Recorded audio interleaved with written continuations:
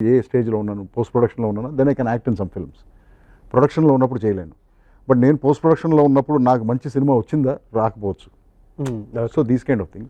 ఇప్పుడు వచ్చే వాళ్ళందరూ ఎలా అడుగుతారంటే, సార్ ఒక మంచి 4-5 రోజులు ఎస్ఐ క్యారెక్టర్ ఉంది సార్ అంటారు. Daddy SI character 4-5 sir fantastic character sir, మీది టర్నింగ్ పాయింట్ అండి ఈ సినిమాలో, మీరు లేకపోతే అసలు సినిమా ఉండదు, ఎన్ని రోజులు కావాలమ్మా, ఒక్కరోజు సార్ అంటే, ఒక్క రోజులో అలాంటి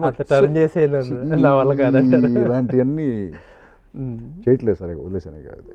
ఓకే సార్, యాక్ట్రెస్ నువ్విలా అంటే నాకు గుర్తొచ్చింది, విజయ్ దేవరకొండను కూడా మీరే చేసినట్టున్నారు కదా ఆ సినిమాలో. అవును, విజయ్ దేవరకొండ కూడా ఉంటాడు అదే ఆ సినిమాలో. ఓకే.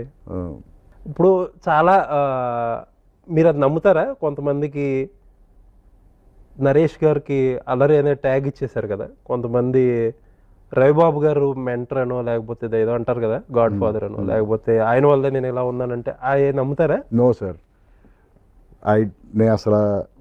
నేను వీళ్ళకి లైఫ్ ఇచ్చాను కానీ, నేను వాళ్ళ మెంటర్ని కానీ, I don't even want to think about it. Okay.